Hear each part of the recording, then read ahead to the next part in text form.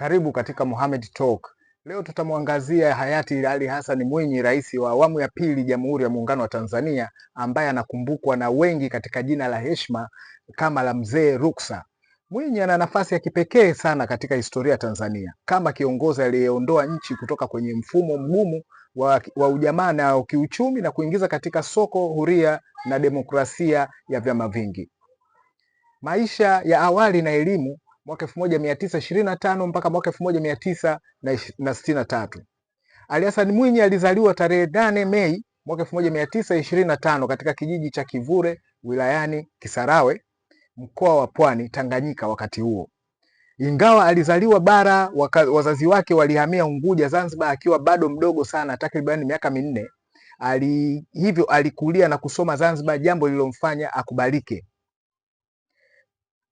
Alisoma shule ya msingi na sekondari Zanzibar. Baadaye alijiendeleza kimasomo nchini Uingereza, chuo kikuu cha Durham, na huko alipata stashahada yake ya ualimu. Alifanya kazi kama mwalimu na baadaye mkuu wa chuo cha ualimu Zanzibar, Teacher Training College, na kabla ya kuingia kwenye mambo ya siasa. Mwaka 1964 mpaka mwaka 1984 aliingia kwenye siasa. Baada ya mapinduzi ya Zanzibar ya mwaka 1964, Mwinyi aliteuliwa kushika nyadhifa mbalimbali serikalini. Nyadhifa ya serikalini zilikuwa ni hizi: alihudumu kama katibu mkuu katika Wizara ya Elimu Zanzibar, pia waziri wa Muungano. Mwalimu Nyerere alimvutia na utendaji wake na alimteua kuwa waziri katika serikali ya Muungano.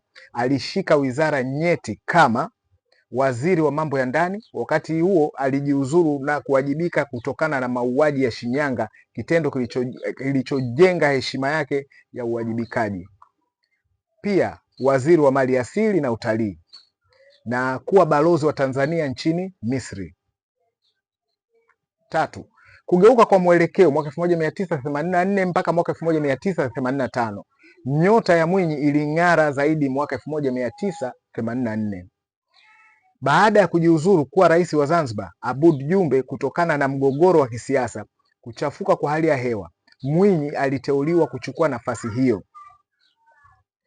Makamu wa rais. Kama rais wa Zanzibar, moja kwa moja alikuwa makamu wa rais wa Muungano, chaguo la Nyerere. Wakati Mwalimu Nyerere alipoamua kung'atuka mwaka 1985, alimpendekeza Ali Hassan Mwinyi kuwa mrithi wake, akiamini katika upole, busara na uwezo wake wa kuunganisha watu. Mwaka 1985 mpaka mwaka 1995, Mwinyi aliingia madarakani wakati Tanzania ikiwa katika hali mbaya sana ya kiuchumi. Kulikuwa na uhaba mkubwa wa bidhaa, maduka yalikuwa matupu, na baadaye fedha za kigeni hazikupatikana. Mageuzi, legacy or reforms. Sera ya Ruksa, ukombozi wa kiuchumi. Hapo ndipo jina la Mzee Ruksa lilipozaliwa. Mwinyi alilegeza masharti magumu ya ujamaa. Aliruhusu watu binafsi kuingiza bidhaa kutoka nje, kumiliki runinga, TV, kompyuta na kufanya biashara huria. Hii ilisaidia kujaza maduka bidhaa na kuondoa foleni za sukari na unga zilizokuwa kero kubwa. Azimio la Zanzibar. Chini ya uongozi wake na ndani ya CCM, Azimio la Zanzibar ilipitishwa ambalo liliruhusu viongozi wa chama na serikali kufanya biashara na kumiliki mali tofauti na miiko ya Azimio la Arusha. Tuangalie demokrasia ya vyama vingi. Mwaka 1992, Mwinyi aliunda tume ya Nyalali ili kukusanya maoni ya wananchi kuhusu mfumo wa siasa. Ingawa asilimia kubwa ilikuwa ya wananchi, asilimia 80 walitaka kuendelea na chama kimoja. Mwinyi na washauri wake waliamua kwa busara kuruhusu vyama vingi ili kuendana na mabadiliko ya dunia na kuepusha vurugu hapo baadaye. Mwaka 1992, Tanzania ikawa nchi ya vyama vingi rasmi. Kipindi chake kilishuhudia kuanzishwa na magazeti binafsi, redio na televisheni huru kama ITV na mengineyo. Changamoto za utawala wake. Licha ya mafanikio ya utawala wake, alikumbana na changamoto pia.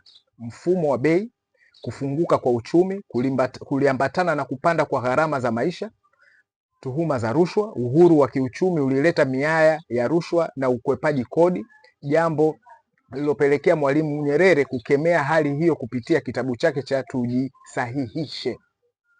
Mvutano wa kidini. Kulitokea na migogoro kadhaa ya kidini kama vile kuchomwa kwa mabucha ya nguruwe ambayo ilitikisa utulivu wa nchi kwa muda. Maisha ya Mwinyi baada ya kustaafu mwaka 1995 mpaka mwaka 2024. Baada ya kumaliza muda wake mwaka 1995 na kumpisha Benjamin Mkapa, Mwinyi aliishi maisha ya staha na yenye unyenyekevu. Alishiriki katika misheni za usuluhishi wa amani katika nchi ya maziwa makuu. Aliendelea kuwa mshauri mkuu wa marais waliomfuata, kushiriki vikao vya CCM kama mwenyekiti mstaafu. Mwinyi alijaliwa maisha marefu sana. Alikuwa akionekana akifanya mazoezi, jogging, hata akiwa na umri wa miaka 90.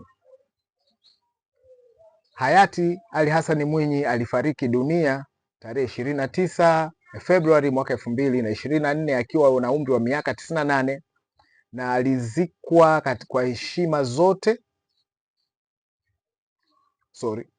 Alifariki katika hospitali ya Mzena, Dar es Salaam kutokana na saratani ya mapafu. Alizikwa kwa heshima zote za kitaifa huko Mangapwani, Zanzibar, tarehe 2 Machi mwaka 2024. Tuangalie mchango wake. Hayati Mwinyi atakumbukwa kama baba wa mageuzi Tanzania. Bila ya ujasiri wake wa kufanya mabadiliko ya kiuchumi na siasa, transitional leadership, huenda Tanzania ingepitia kipindi kigumu sana cha machafuko au anguko la kiuchumi mwishoni mwa mwaka ya 80 na 90. Unyenyekevu wake, ucheshi wake na kauli yake ya maisha ni kama kioo. Ukiyachekea na yenyewe yanakuchekea. Vinabaki kuwa urithi wake. Asante.